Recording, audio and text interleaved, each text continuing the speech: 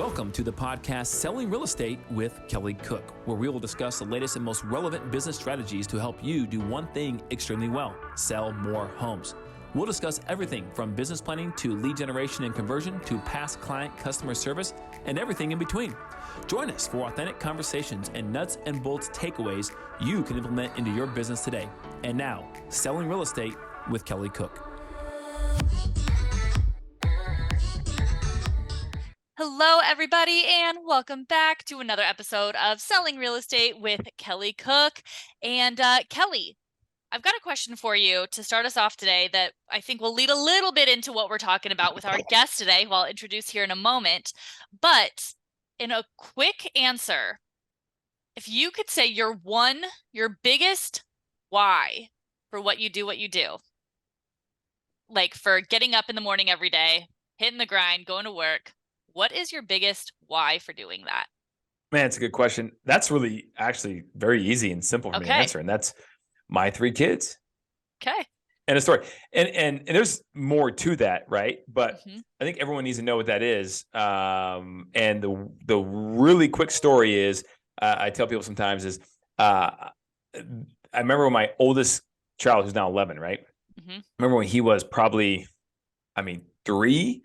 So wasn't in school yet at all, maybe 2.5. But he's old enough to, waddle around and kind of know if dad's leaving or not, that kind of thing. Yeah. And I remember one day distinctly, it's just a regular old day, work day. And, we only have one child. My wife stay at home. So she's home with our kid. But, it's 8:30 in the morning. And I'm pulling out of the garage. And we have this door next to our garage. And it's glass. And I remember him. Because he didn't want me to leave. It's like, daddy, whatever, stay home, And he ran over to the door, and I'm pulling out of the garage, and I just stopped in the garage, and I saw him, and he was like, had his hands up on the glass, and was like, you could see him probably tearing up a little bit, crying because he didn't want me to leave. And man, like I wanted to go back into the house so bad, and just stay there all day long, right? But I remember distinctly not doing it. And I told myself is because I want to use this one day to get better amongst all the other ones and stay consistent, because when he's older, he'll know he'll see the benefits, understand the benefits of what maybe dad was able to do for him financially, as opposed to not choose to be home and maybe not get anything done. And to me, it was like a sacrifice I was doing for him. Absolutely. Right. Because he's 2.5. He doesn't know, he'll forget, 2 hours later or whatever, right? He'll forget, like I probably even exist. I don't know. Right. I'm not the mom, I'm the dad. Out of sight, out of mind. Right. But I started tearing up a little bit in the driveway thinking, man, I should just go. I don't have to go to the office. I can go back in the garage and hang out there all day long. I'm a business owner. I can do whatever I want to do. And I specifically chose not to, for that reason, because my why is him. And I'm so in tune with it that it caused me, where I would probably venture to say most people in that scenario would say, oh, let me just go back in and give him a hug and hang out for another 15 minutes. Well, that 15 minutes, you guys know, turns into 30 and then 2 hours and a day. And before I know it, you haven't got anything done. So there you go. That's my story. I'm a mother. I got more too. I'm a mother of 3, and any stories like that, I get little tinglies in my eyes, like I'm gonna cry. So that was beautiful. Well, great. But yeah, you're right. Simple answer. Your why is your kids, and that's awesome. That's why you get up and do what you do every day, and you're sacrificing some of that time with them, but you're buying back more time because you're gonna have more of the financial freedom and be able to give them what they need and what they want for them to be successful. So that's great. Right. So we do have a guest today, and we have Mr. David Pullon from Real Broker. Oh. He is the Arizona growth leader. And David, I'm going to ask you the same question. What's your why? Wow. Why are you doing what you're doing every day? Getting up and going to work, hitting the grind, and making things happen.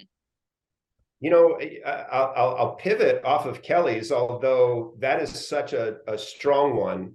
And it made me, I'll briefly talk about that, because with the why, when it's your kids especially, is I always go back to, that's also not just your why, but it's your best accountability partner, right?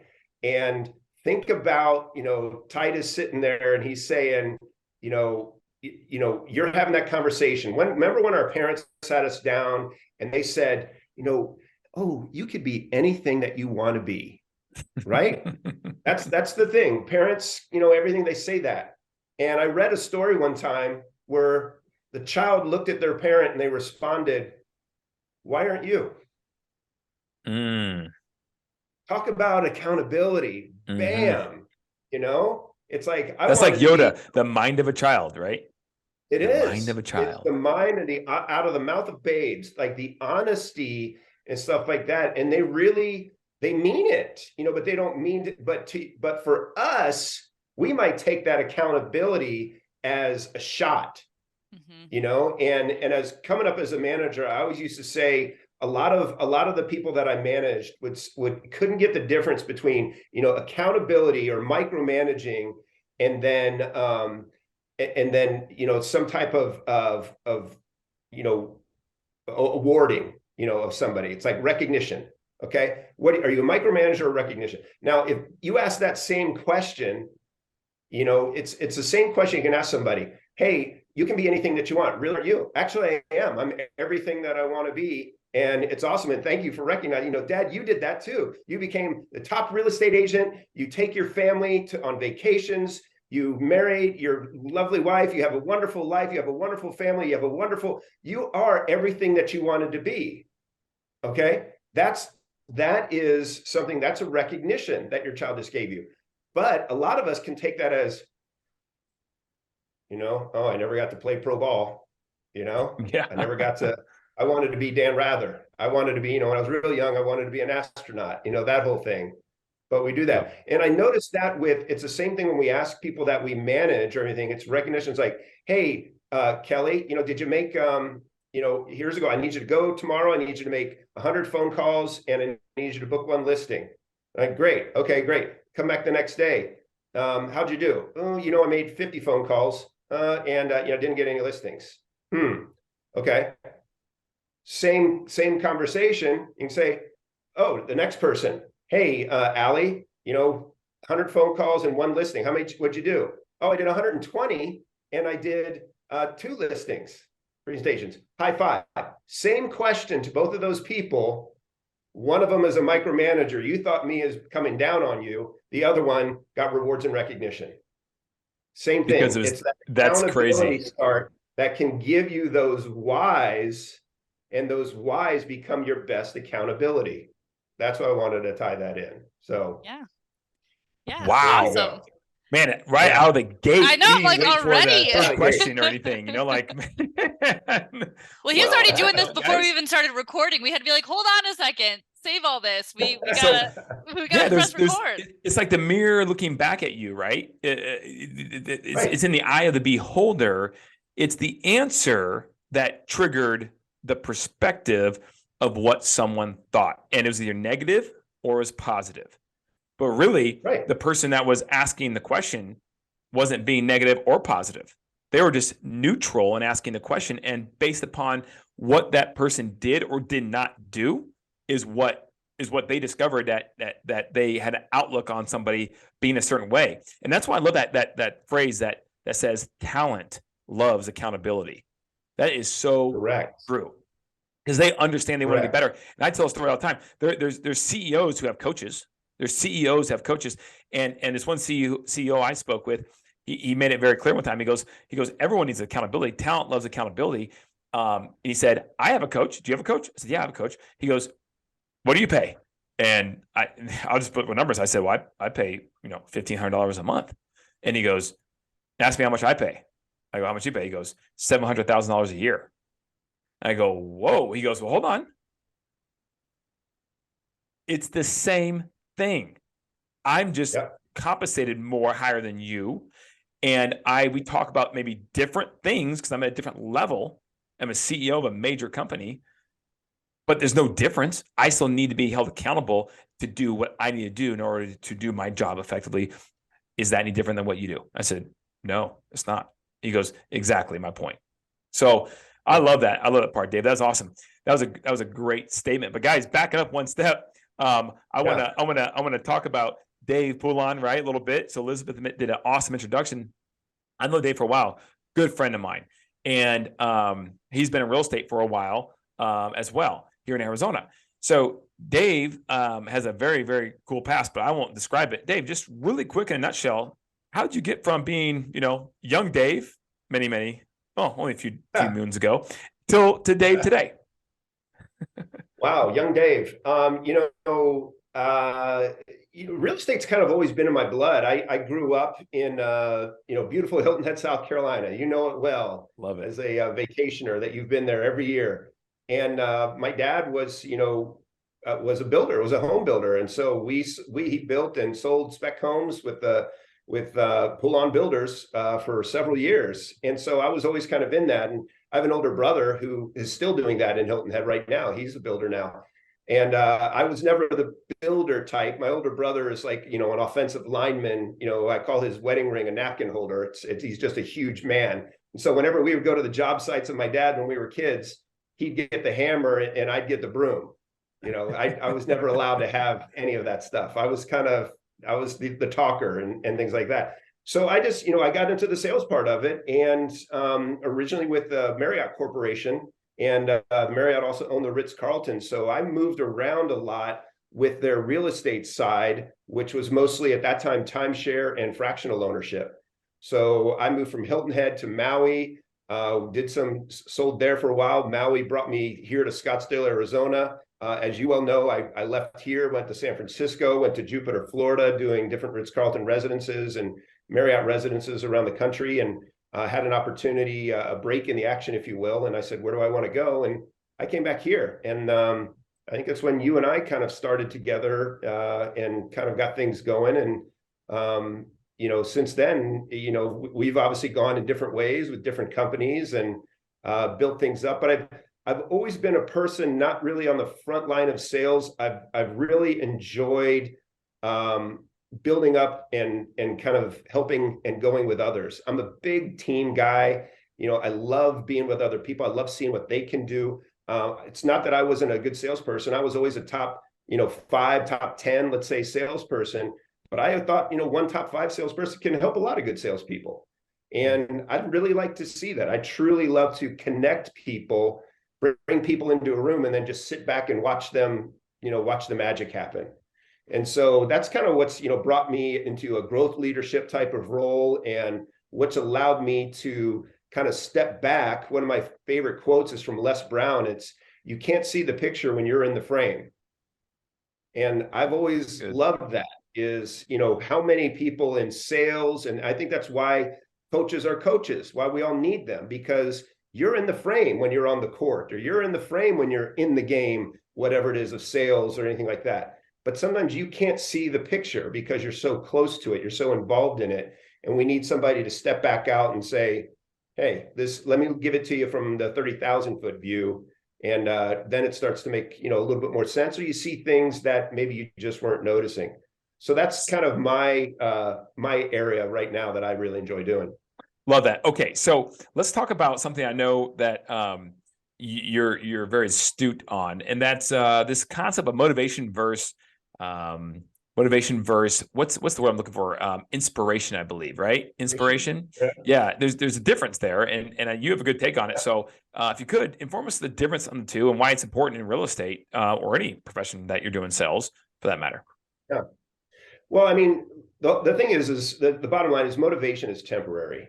We've all been in a place where we've rather wanted to sit on the couch. We've rather wanted to not pick up the phone, whatever it is. Motivation is temporary, where inspiration can last a lifetime. Motivation is one thing that you could say, what do they say? Motivation comes from the outside, inspiration comes from the inside. Motivation pushes you where inspiration pulls you. Those are the things. So when you think about motivation, I might not be motivated to do something, but if I understand that motivation is temporary, how many times that we have not wanted to do something, but we got started and then we kind of forgot about it.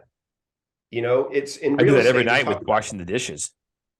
Yes, Yeah, washing the dishes is yeah. a great example. I don't like doing it, but when I get over to the sink or whatever, and I start doing that, I finish the job. You know, I kind of finish it and you kind of get into it. And you're like, hey, this is, you know, back in my day, it was like, you know, hey, Dawn is actually good for your hands too. It makes them very soft. It's, you know, you look at the other pluses and minuses, but you know, in real estate, to talk about what is it? Is it 30 days of pain or 60 days of pain? What's the Well, the saying is 10 days of pain.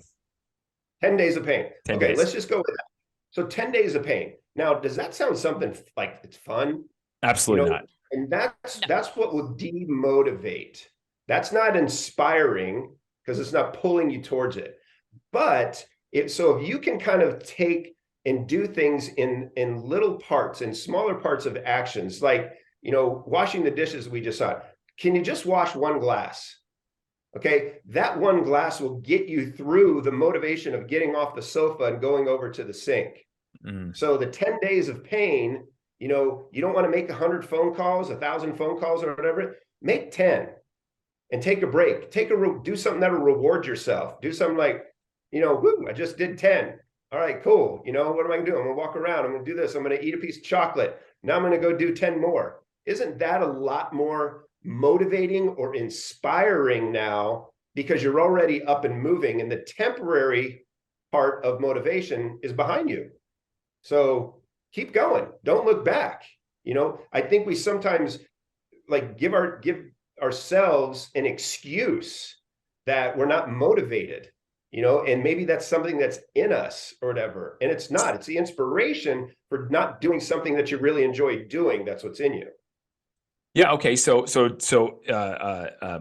motivation versus inspiration. Motivation pushes you. Inspiration pulls you. I love that. Now, Brian Tracy has a book. I believe it's called Swallow the Ugly Frog, or Eat the Ugly Frog. And the concept there is he talks about, which, you know, we don't have to agree with what he says. I'm going to get your take on that. Is that if you have something hard to do that you know is part of your routine that needs to get done for the job you're in or whatever, you do the hard thing first, everything else becomes easier. However, there's another take on it, school of thought, that, well, if you do some things that you enjoy doing first and are good at, then you get you going, you get you motivated, get your muscles moving, get your brain functioning, and then you can tackle the hard thing last. What's your take on that, Dave? What do you think is the best mode of operation there? That's exactly, you know, the eat the frog, the swallow the frog, whatever it is. That's exactly the way to put that, is do the tough things first. And why do they tell you to do that? Because it gets you that motion. It gets you that motion. That's motivation, again, comes from the outside. Inspiration comes from the inside. That's what's pulling you. You're now maybe over the hill. Think of that, you know, rather than pushing the rock over the hill, now the inspiration is pulling you down on the other side. So it's, you know, we get kind of caught up in that because we're not inspired to do, you know, to pick up the phones, and we're going to, you know, we could use that. We could use any kind of analogy. What is it that you have to do in your job that gets your job done, that makes you better? There are some really core things that we could say as a real estate agent that we need to do well. You know, the lead follow-up, you know, fortunes in the follow-up, the listing presentations, the whatever, you know, there's whatever it is for you. I'm not going to name them because for everybody, it could be different. You know, they could be a buyer's agent. They could do whatever, but focus on the things that you do well and manage around those other areas of improvement. I'm not saying ignore them. So let's do a basketball analogy. Okay. You and sometimes, you know, Kelly and I love talking sports and stuff like that. You know, of course, like I love talking about Kelly being, what was it, a flanker? I can't even remember what the position was. Split end wide receiver. Wide receiver is so full of sports analogies. So you're right in. I don't think Kelly's position exists anymore, which is why he's not in pro ball. Because if they still had a flanker, Kelly would be playing. But you know, it's like you look at some of the greatest players in the world, like Shaquille O'Neal. Let's take Shaquille O'Neal. I was just watching the game last night, and he was you know, on TNT calling stuff like that. I think he's great. He was really bad at free throws, notoriously, historically bad at free throws. Okay, but how often did he practice? And when I say how often did he practice, I mean how often did he practice the game of basketball? because he practiced every day for I don't know how many hours, hours upon hours upon hours upon hours. But he has mentioned that he goes, you know how often he practiced free throws? Maybe the last 15 to 20 minutes of a practice. That's it. Because Shaquille was going to be a better ball player, a better real estate agent, all encompassing, him a better ball player if he got better at the low post. And he loved playing and he was good down there. Anything in the paint, rebounds, practicing those, block shots. That's what got him into the Hall of Fame. If he actually, at the beginning of his career, practiced free throws because that was the worst thing that he did, he would not be in the Hall of Fame today. He wouldn't be. So what is it that you want to do that inspires you, that's fun, that you can do, and you can now do that and get with other people that don't do the things that you don't do well. I'm not saying completely ignore them. I'm just saying practice what you really do well and spend a little bit of time on the stuff that you don't do so well. But you will get your career and everything will go so much better if you stay inspired and stay all that, because it'll motivate you to do the things that you love and keep doing that. I love that. And especially in real estate, as it pertains to that, you don't have, okay, let's say it's phone calls. Most people don't like talking on the phone to someone they don't know. So Right. let's call it a spade. But as it pertains to that, in real estate, you don't have to do that forever. If let's say you're gonna plan on working, 20, 30 years, whatever, I don't know. You don't have to do that forever. You have the ability to do it for a short period of time to build a database of people who know that can trust you, treat them well, and then you don't have to do it anymore. But if you want to go faster, you do need to do the things the activities that maybe you don't like, that will get you there quicker to the road, the goal that you're trying to achieve. So I think that's a great analogy. You have to do some of those things, like what Shaq had to shoot free throws, which he didn't like, in order to be a Hall of Fame player, because that's part of basketball, even though he didn't like doing that part and wasn't that good at it, right? But he was great in other things. That's a great analogy. I love that. Love that aspect. I mean, Shaq would probably, I'm sure Shaq would still be a Hall of Famer if he missed every free throw. Right. He very well may be. It's not like he had a ton of points. He wasn't, the huge point scorer or whatever. He played well. He's a big man underneath. Okay. Yep. That's where he was. So where is your position in real estate or your business or whatever it might be? What is it that are the 5 to 7 things that really take you all the way up to that other level? And then the other things, this is one of the things that I personally will talk about when I talk about my strengths and areas of improvement. Obviously, I like the networking part. I like the coaching part. I like, getting in there and really talking about the basics and kind of getting people started in that. But you will never hear me talk about contracts. When I have my own when I have a contract when I have a deal that I'm putting under contract, you know what I do? I send everything to the transaction coordinator, because now I can do one and it would take me, I don't know, let's say an hour to do it, where the transaction coordinator can do it in 5 minutes, 10 minutes, and do it correctly. No mistakes, all of that, which is obviously extremely important. You think about that. So talk about the time of value of money of what you're spending. We talk about that with the coaching type of thing. Think about that in your real estate business. I don't want to get better. I don't like contracts. I have no analytical numbers, anything of that bone in my body. But I can go out there and I can do listing presentations and I can do open houses and I can network and I can get referrals and I can talk to people, and I can, right after this, I'm closing the door and I'm heading down to Chandler to show 4 houses. That's what I love. But I need to, if I'm not doing that all the time, I better practice to do it. When I was in the timeshare world, in the fractional ownership world, we did have to do our own contracts. But sometimes those don't happen every day, certainly not every day. And sometimes they don't every week. And so I used to do a practice where I would go and I would role play with someone like you, Kelly, going through a contract, because I needed to practice it. And I needed to also get into the mindset of, I felt like now that I just made a sale. Yep. And when's the best time to make a sale? Right after you made one. You've got that high, you've got that thing going. we in the real estate world don't practice, or in any business really, we don't practice because we're not necessarily in game mode all the time. Again, we can go back to the sports analogies. I keep thinking, when I say practice, I think of Allen Iverson, and his thing. It's like, we're not talking about game, we're talking about practice, like that. But they played a lot of games. How many games are there in a Major League Baseball season? So a lot of their games are their practice. They're in it every day. They're doing something every day. They're having a shoot around in basketball between games and before games and after games and all that. What do we do? What do most people do in real estate? We go to bed, we go to, not practice. We say that we don't practice. We can say we're in and we're 24 hours and we don't get weekends, but are we practicing the art, or are we practicing the activities that are going to move our business to a higher level? Yeah. And I think we have to say, no, we're not. And so if you don't have a accountability partner or a coach that you're paying, or someone in your office, whatever, that will do it with you, then like I said, there are people you can pay that will, because you do need to do that. That's part of one of our rhythms on our team, is that we actually do role play. I say all the time that you're paid proportionally for the words that come out of your mouth in real estate, in sales in general. If that's the case, then why do people not practice? Last time I checked, the people that play in the NFL are the best football players on the planet. And what do they do between games on the weekends? They practice. So, and they're getting paid, most of them, a lot more than we are, right? So, yeah, I love that analogy. That's fantastic, Dave. So it's doing those. That's what's getting you past this, what we talked about before, getting you past that motivation part.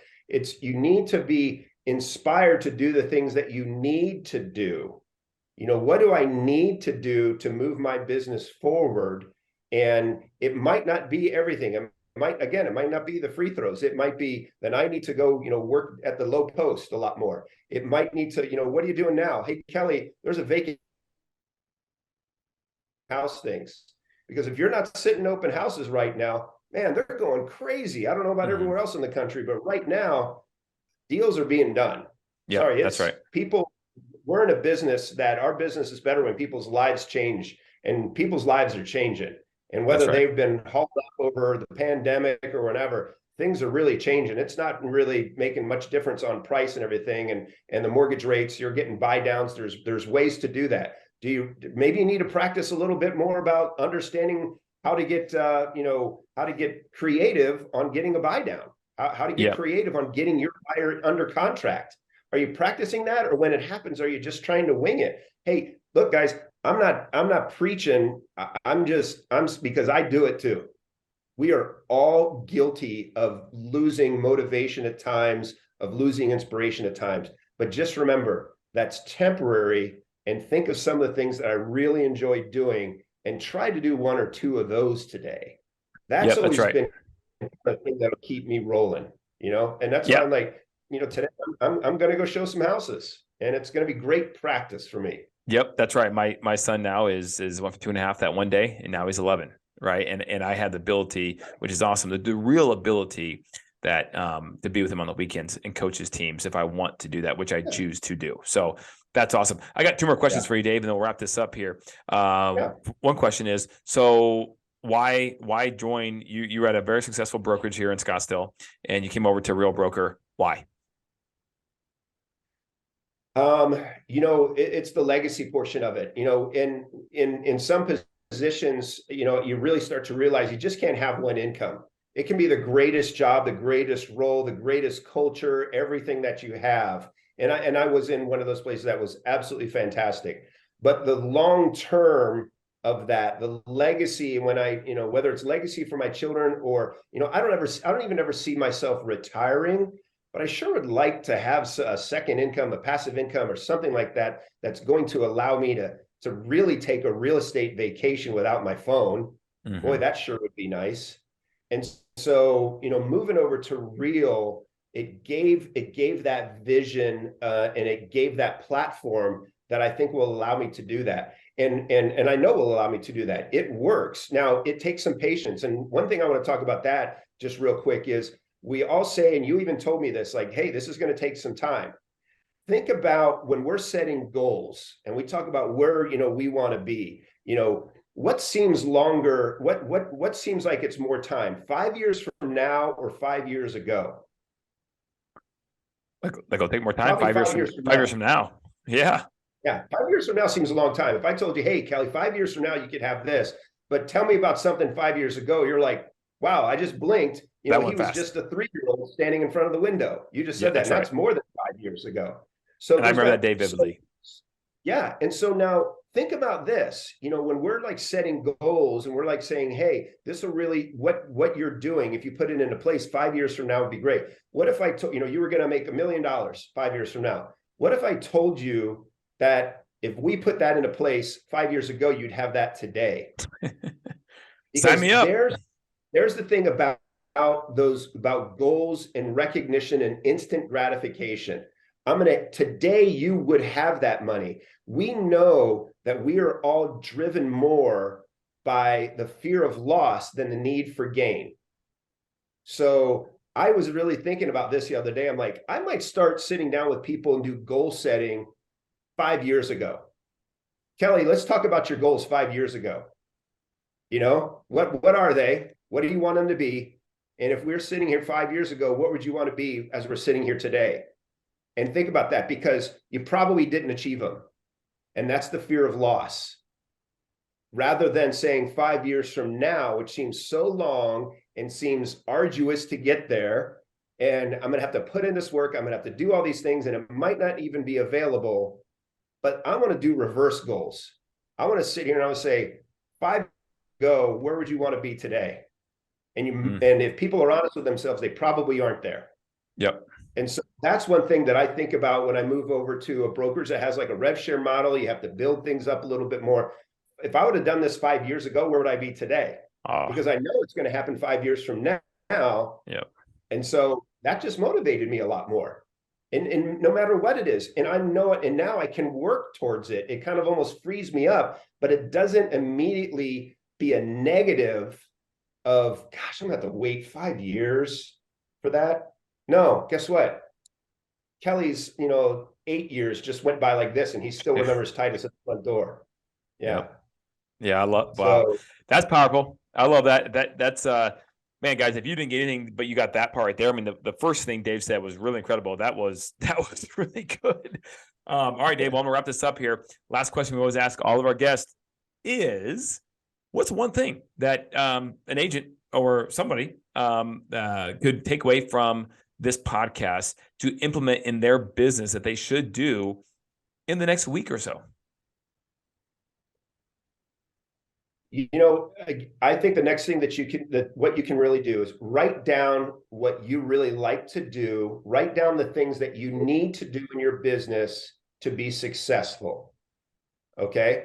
And then circle the things that you really enjoy doing, because you want to remember this.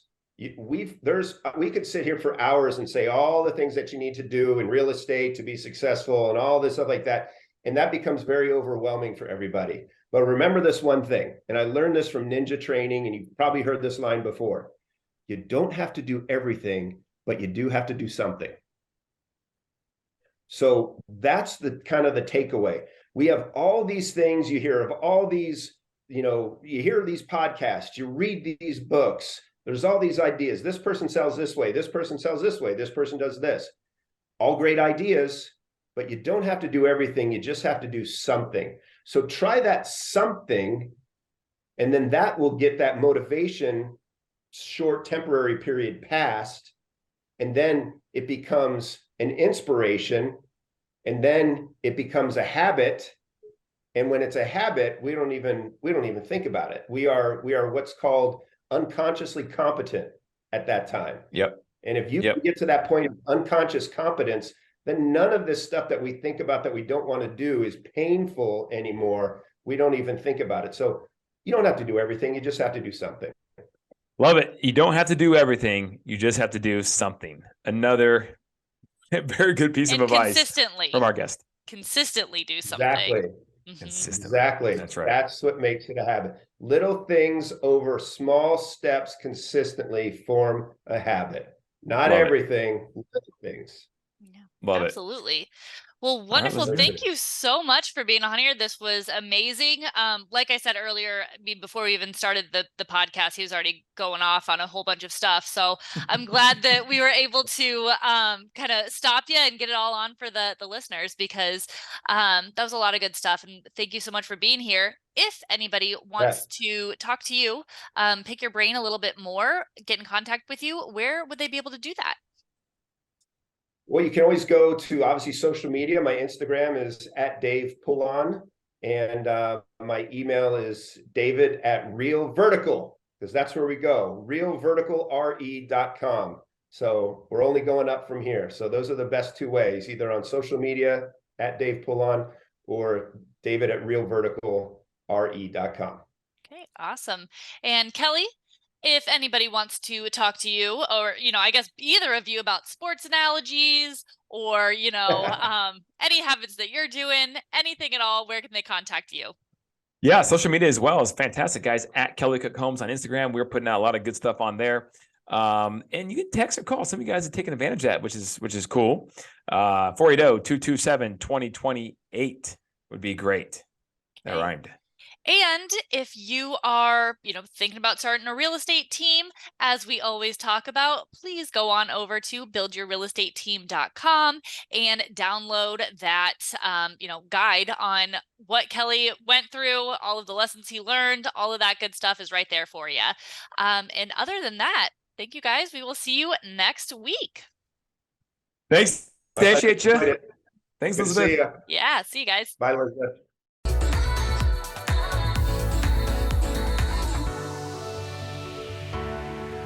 Welcome to the podcast Selling Real Estate with Kelly Cook, where we will discuss the latest and most relevant business strategies to help you do one thing extremely well: sell more homes. We'll discuss everything from business planning to lead generation and conversion to past client customer service and everything in between. Join us for authentic conversations and nuts and bolts takeaways you can implement into your business today. And now, Selling Real Estate with Kelly Cook.